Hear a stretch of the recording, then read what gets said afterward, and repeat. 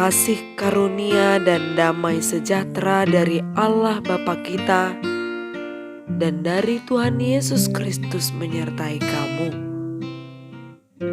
Firman Tuhan pada hari ini tertulis dalam Kolose pasal 3 ayat 17. Dan segala sesuatu yang kamu lakukan dengan perkataan atau perbuatan, lakukanlah semuanya itu dalam nama Tuhan Yesus, sambil mengucap syukur oleh Dia kepada Allah Bapa kita. Demikian firman Tuhan.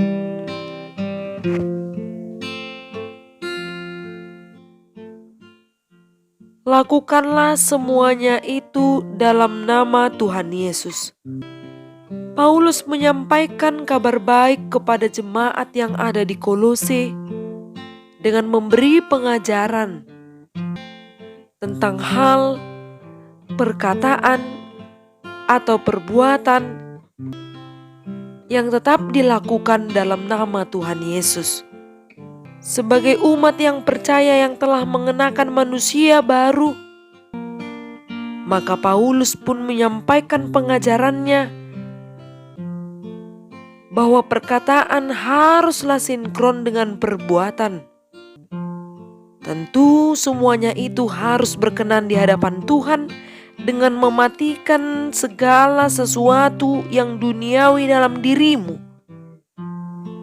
Segala bentuk percabulan, kenajisan, hawa nafsu, nafsu jahat, dan juga keserakahan yang sama dengan penyembahan berhala. Sebab semuanya itu tidak berkenan di hadapan Tuhan dan justru mendatangkan murka bagi Allah. Maka sekarang, sebagai orang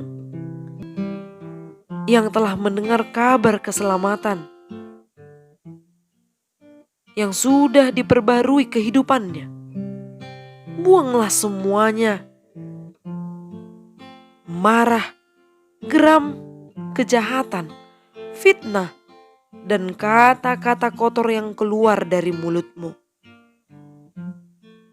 Hendaklah perkataan Kristus diam dengan segala kekayaannya di antara kamu, sehingga kamu dengan segala hikmat dapat mengajar, menegur seorang akan yang lain,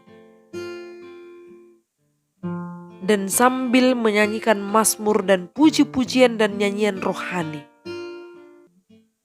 sebagai ucapan syukur kepada Allah yang telah membimbing hidup kita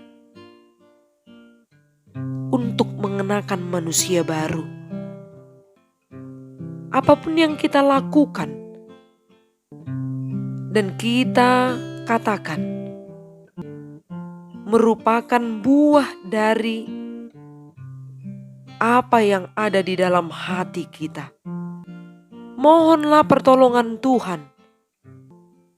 Meminta kepada Tuhan hendaklah damai sejahtera Kristus yang senantiasa memerintah dalam hatimu. Karena untuk itulah kita semuanya dipanggil menjadi satu tubuh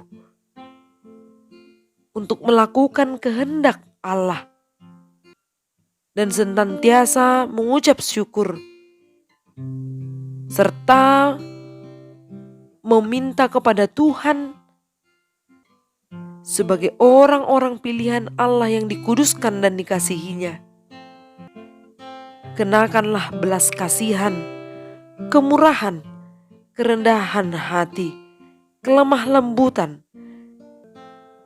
Sabarlah kamu seorang terhadap yang lain, dan ampunilah seorang akan yang lain apabila yang seorang menaruh dendam terhadap yang lain. Sebab sama seperti Tuhan telah mengampuni kamu, kamu juga harus berbuat demikian. Biarlah kasih sebagai pengikat yang mempersatukan dan menyempurnakan, serta mengajarkan kita untuk hidup penuh dengan syukur melalui perkataan kita, keluar puji-pujian, dan dapat meneguhkan, memberi semangat kepada orang-orang di sekeliling kita, dan tidak lagi bersungut-sungut yang menunjukkan bahwa kita tidak bersyukur, melainkan menjadi orang yang penuh dengan ucapan syukur kepada Tuhan. Amin. Salam sehat. Semoga hidup kita diberkati melalui firman-Nya. Horas.